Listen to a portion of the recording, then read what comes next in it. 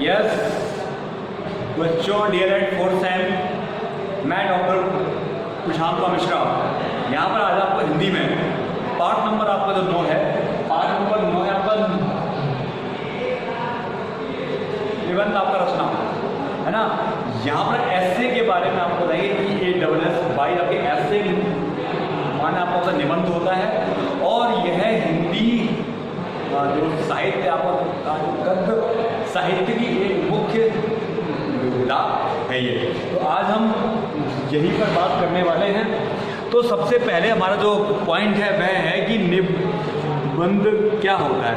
तो सबसे बड़ी बात है कि जब हम भाषा के बारे में ज्ञान जब हम देते हैं तो उस भाषा के ज्ञान में आपका से जो है ये जो विधा है आपकी निबंध, ये बहुत ही महत्वपूर्ण है। और बालक जब आपके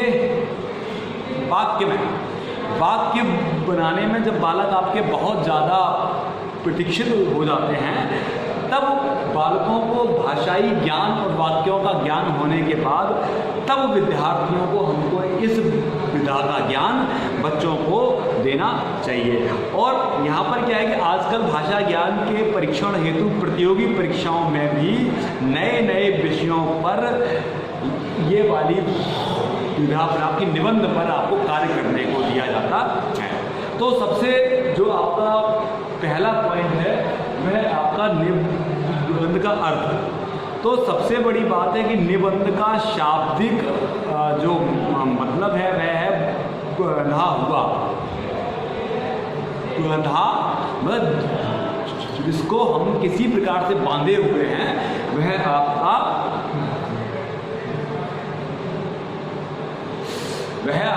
जो है निबंध कहा जाएगा। और यहाँ पर आपके एक हिंदी साहित्यकार हुए हैं बाबू गुलाब राय जी, कहते हैं कि निबंध वह गद्य साहित्य है जिसमें एक सीमित आकार के भीतर किसी विषय का वर्णन प्रतिपादन एक विशेष आपका निजीपन स्वच्छंदता सौष्ठव और सजीवता तथा आवश्यक संगति और संबद्धता के साथ किया गया। मतलब एक यह वह गद्य साहित्य की विधा है कि जो किसी एक ही विषय को बहुत ज़्यादा बिल्कुल सही बात करते हुए पॉइंट टू पॉइंट बात करते हुए उसके सौंदर्य और उसके देखते हुए व्याकरण को देखते हुए जब हम वाक्यों को लिखते जाते हैं तब वह आपका निबंध कहलाता है। अच्छा, अब दूसरी बात आती है कि निबंध के उद्देश्य क्या है, हम बालकों को क्यों इसका ज्ञान दें। तो पहला पॉइंट कहता है कि छात्रों को हिंदी भाषा के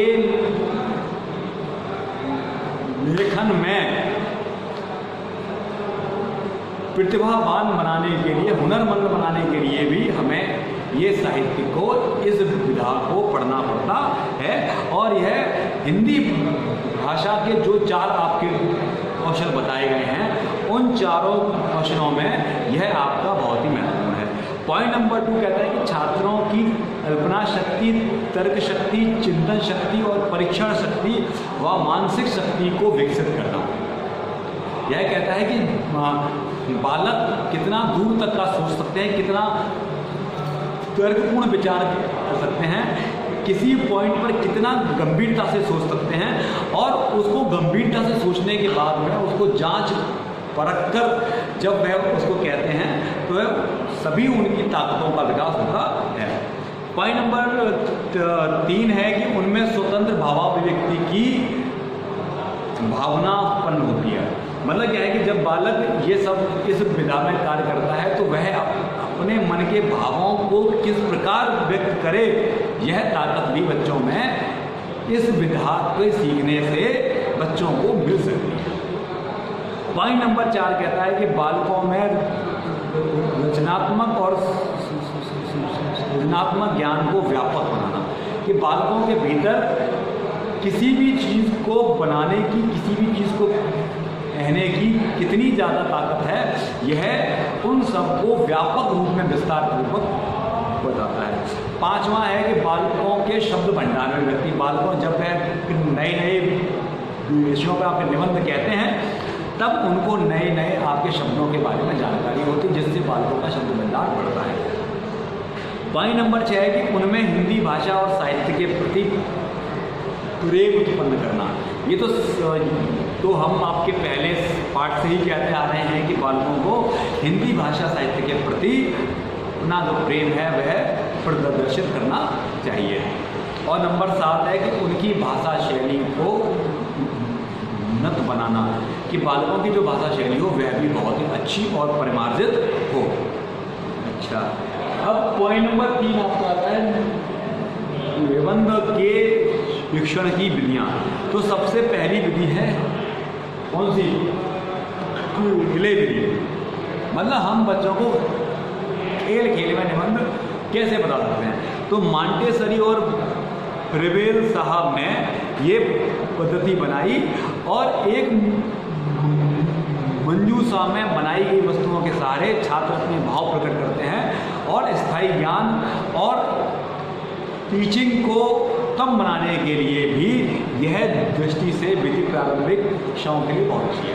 मतलब जब प्राथमिक कक्षाओं की बात करें तब हम इसको खेल खेल में बच्चों को हम सिखा सकते हैं कि वह निबंधों को कैसे लिखें। पॉइंट नंबर 2 है प्रश्नोत्तर विधि। ये वाली विधि में आपका इस विधा के लिए चयनित विषय की रूपरेखा बनाकर प्राध्यापक बच्चों को से प्रश्न पूछता है और वह प्रश्न से प्राप्त उत्तरों को श्यामपट्ट पर लिख करके सारांश बनाता है और वह इस प्रकार से निबंध का काम करता है। यह विधि माध्यमिक स्तर के लिए बहुत अच्छी, मतलब कक्षा 6 से 8 और 9-10 के लिए बहुत अच्छी विधि मानी गई है।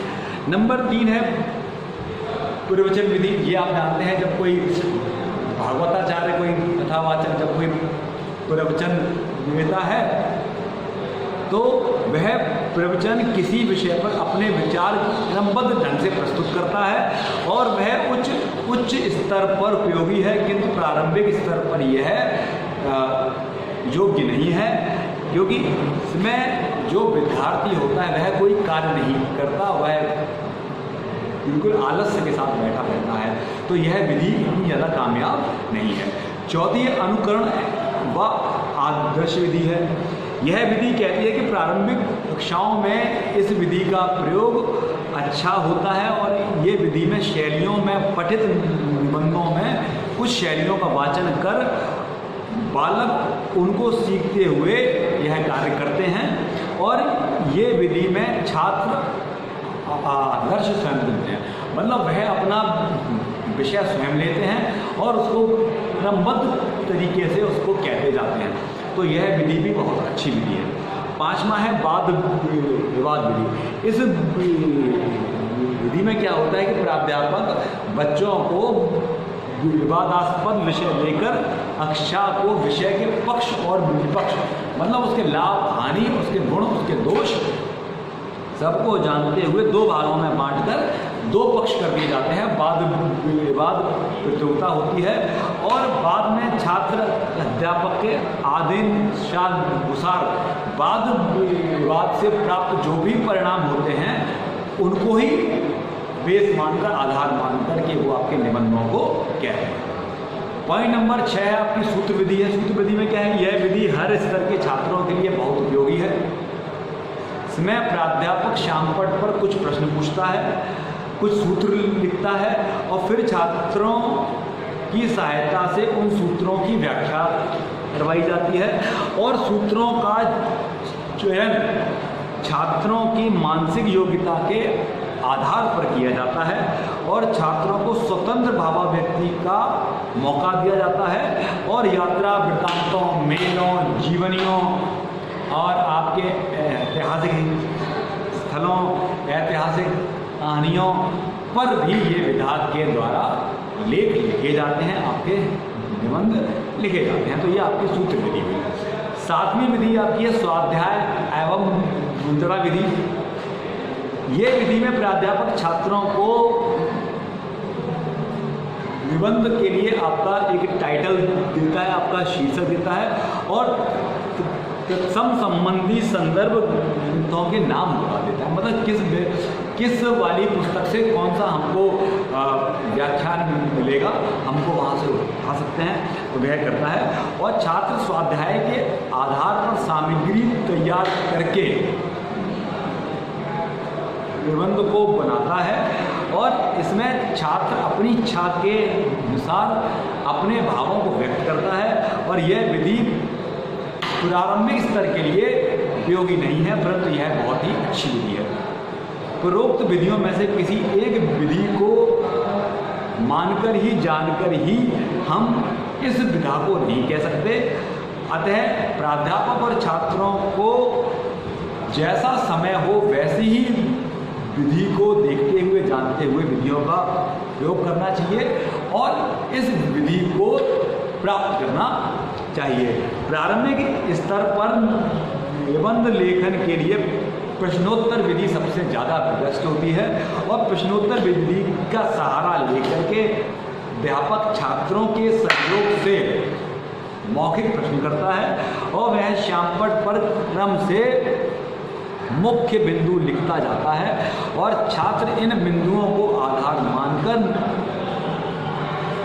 निबंध कार्य करते हैं और जब तक आगामी दिन अध्यापक रोज इसकी जांच करते जाते हैं। तो यह थी विधियाँ जो कि हमने आपको बताई। अच्छा, मैं आपको बताऊंगा निबंध के भाग क्या होते हैं। तो पहला भाग है कि सामान्यतः निबंध के 3 भाग होते हैं।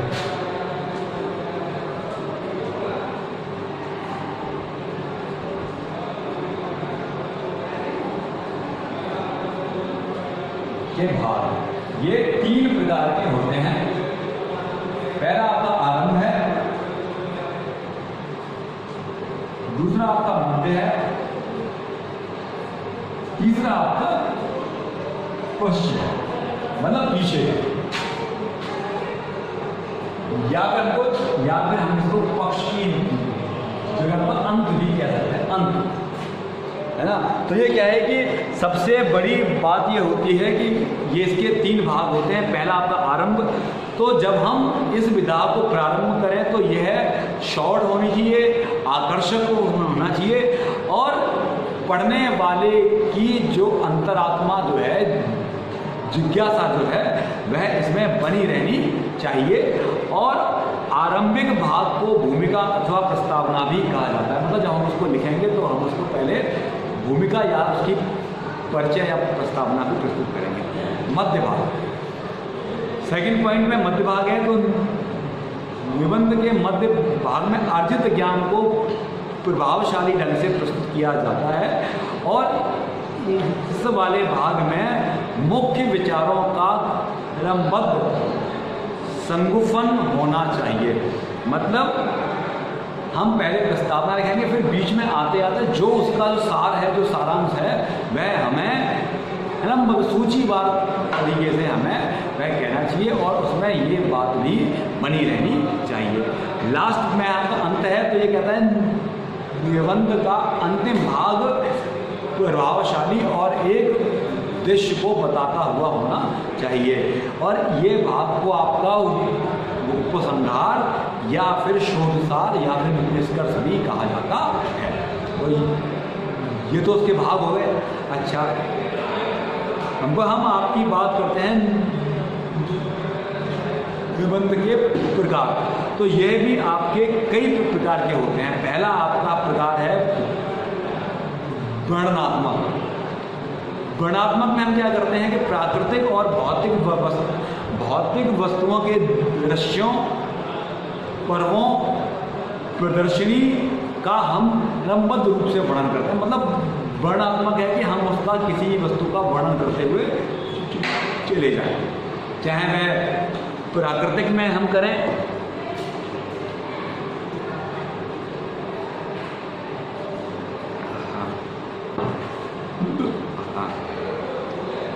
दूसरा है आपका विवरणात्मक। ये वाले जो होते हैं निबंधों में हम क्या करते हैं, महापुरुषों की जीवनी, कल्पना प्रधान घटनाओं और आपकी यात्राओं सम्मेलनों का विवरण करते हुए हम कार्य करते हैं। तो ये आपकी विवरणात्मक निबंध कहे जाते हैं। तीसरा है आपका विचारात्मक निबंध। भावात्मक विचारात्मक में क्या है कि सामाजिक, पारिवारिक, राजनीतिक, साहित्यिक और समालोचनात्मक और विवादास्पद विषयों से संबंधित निबंध विचारात्मक निबंधों के भीतर आते हैं और इनमें विचार शक्ति और तर्क शक्ति की प्रधानता भी होती है।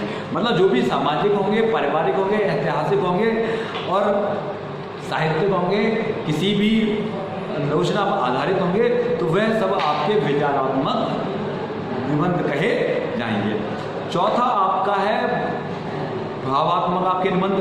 तो भावात्मक में क्या है कि भावात्मक निबंध जो है वो पाठक को भाव विभोर करने वाले मार्मिक होते हैं। इनका संबंध प्राय आपकी हृदय की कोमल भावनाओं से किया जाता है और साथ ही साथ वह इसको जानते भी जाते हैं। पांचवा है व्याख्यात्मक। तो व्याख्यात्मक से जैसे आप समझ भी गए होंगे व्याख्या के साथ में। तो इन निबंधों में भिन्न भिन्न उदाहरणों और दृष्टांतों का सहारा लेके तार्किक विवेचन द्वारा विषय को स्पष्ट करने का हम प्रयास करते हैं। तो ये आपके व्याख्यात्मक निबंध कहे जाते हैं। अच्छा, तो ये तो थे आपके निबंध के प्रकार। और साथ ही आपका अब हम बताएंगे आपको कि निबंध के जो हैं विषय कैसे हों। तो सबसे पहली बात है कि प्राथमिक स्तर पर हमें कौन से विषय देने चाहिए। तो प्राथमिक स्तर पर हमें बच्चों को महापुरुषों की जीवनी, विद्यालय विषयाध्यापक, पर्व, आपके राष्ट्रीय पर्व, फेस्टिवल्स, शहरी जीवन, गांव जीवन पर संबंधित विषयों को बच्चों को बताना चाहिए ताकि इनके सहारे बच्चे उनको कहना सीख सकें। और इनको कहने के लिए हमको भिन्न विधियों का भी हम सहारा ले सकते हैं। पहला आपका है रिक्त स्थान की पूर्ति। हम बालकों को रिक्त स्थान सौंप दें ताकि वह उनमें सही शब्दों को भर करके इसको बना सकें। सेकंड आपका फोटोज दिखाना। फोटो से संबंध है कि जब हम किसी बच्चे को कोई सी भी महापुरुष का फोटो दिखाएं, चित्र दिखाएं और फिर कहें कि आप इस वाले विषय पर कार्य करें। तीसरा है आपका प्रश्न पूछना। हम बालकों से प्रश्न पूछें और प्रश्न पूछ करके उनको हम विषय सौंप दें। चौथा है व्यवस्थित वाक्य बनाना, कि हम बालकों को व्यवस्थित वाक्य ना देकर उल्टे सीधे वाक्य दे दें और फिर उनसे कहें कि आप इन वाक्यों को सही से लगाएं और अपना कोई भी विषय लिखें और उसको कहें। और नंबर 5 है शब्द प्रतिस्थापना, कि हम एक ही शब्द दे करके बच्चों से कहें कि आप इस शब्द पर कोई भी सार लिखिए या निबंध लिखिए। अच्छा, दूसरा है कि जब हम बालकों को उच्च प्राथमिक स्तर पर कार्य दें तब वह सामाजिक, राष्ट्रीय त्योहार, विद्यालयों में घटित होने वाली घटनाएं, यात्राओं, खेलों, स्थानीय समस्याओं, महापुरुषों, मेलों, ऐतिहासिक आदि का विषयों पर हम उनको विधा पर कार्य करवा सकते हैं। मतलब जो भी गाँव के मेले वगैरह, विद्यालय में होने वाले कार्य वगैरह पर हम उनका कार्य दे सकते हैं। और तीसरा अध्यापक कार्य। तो प्राथमिक और उच्च प्राथमिक स्तर पर छात्रों को इस विधि का आदेश देने से पहले प्राध्यापक को छात्रों के मानसिक स्तर के बारे में जान लेना चाहिए और माध्यमिक स्तर को जानने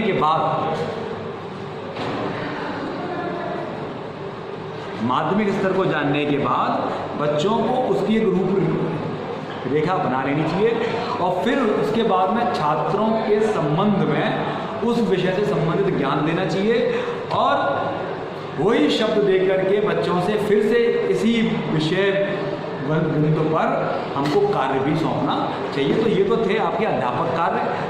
नेक्स्ट में मैं आपको बताऊंगा कि अगर हमको निबंध की पाठ योजना बनानी है तो हम कैसे बनाएंगे, तो ये मैं आपको कल दूसरे वीडियो के पार्ट में बताऊंगा पाठ्य योजना के बारे में। आज के लिए आपका इतना ही बहुत है। ये आपका पार्ट नंबर 9, फिर आपका पार्ट नंबर आएगा 10, जो कि हम आपको बहुत ही शीघ्र बताएंगे। आपका कोर्स बड़े ही फास्ट से चल रहा है, आप लोग अपनी तैयारी करते चलें और पढ़ते चलें। बहुत बहुत धन्यवाद आपका बच्चों।